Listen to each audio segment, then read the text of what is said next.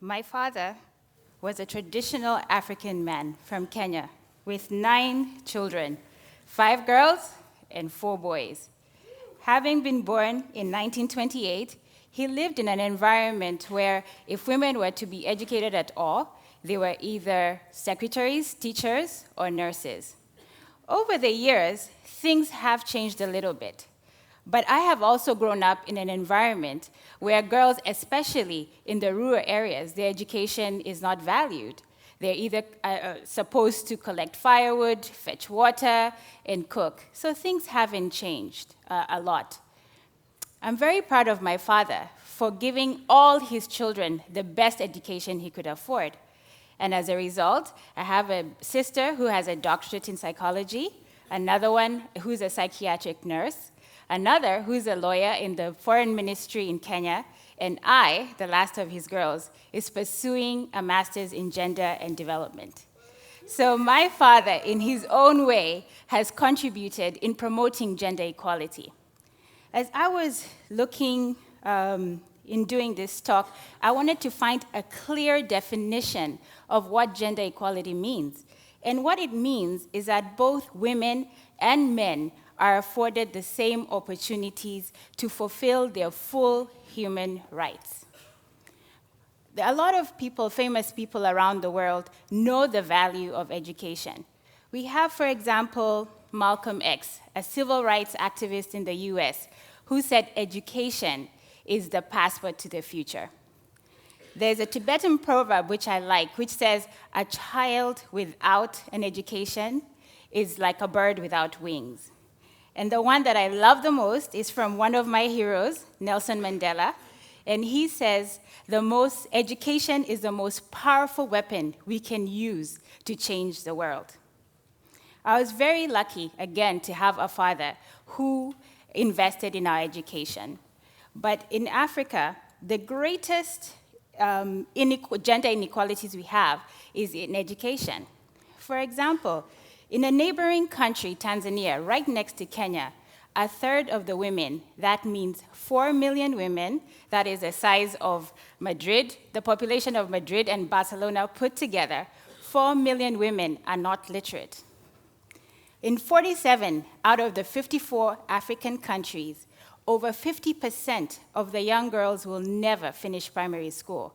Can you imagine your daughters not finishing primary school, the most basic education there is? In countries such as Niger and Chad and Malawi, less than 1 in 200 women will go to university. And yet we know the benefits of an education. For example, an educated woman who has HIV will know that breastfeeding their child will transmit the virus to her child.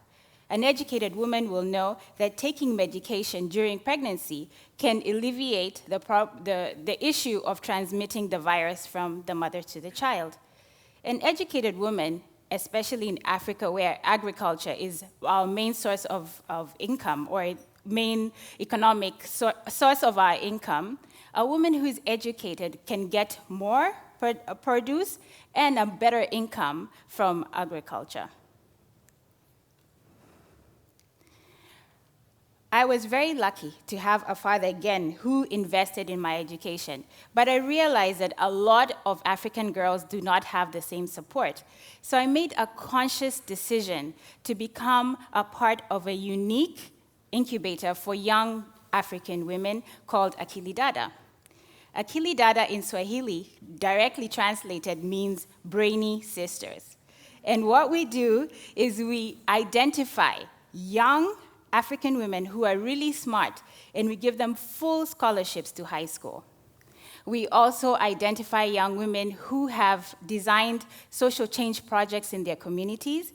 We give them a seed grant, that's some little money, and we also give them intense social entrepreneurship training, which allows them to sustain and manage their projects. We also make sure that we connect them with women in our network who can serve as mentors. We also familiarize them with women who have achieved different things in their lives. For example, women like, I don't know if you're familiar with the late Professor Wangari Maathai, who won in 2004 the Nobel Peace Prize for her work in the environment.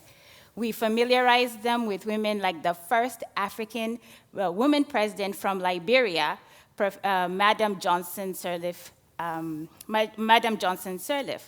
women like Chimamanda Ngozi, who was mentioned earlier, a Nigerian writer. Gender equality is personal. Gender equality is about you and about me. When we think about women in leadership, especially in my country, for example, we find that women are underrepresented in parliaments, for example. We had a general election a few months ago. We have 47 counties. Those 47 counties are represented by 47 governors, and not even one is a woman. A recent survey was done about women in boards, and we know most decisions are made in company boards. In Kenya, there are hardly any women in boards. I wonder, is it the same here in Spain?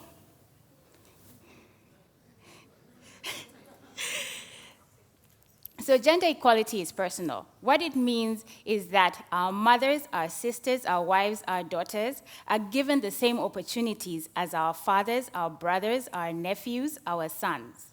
So we have to take gender equality personally. What does that look like?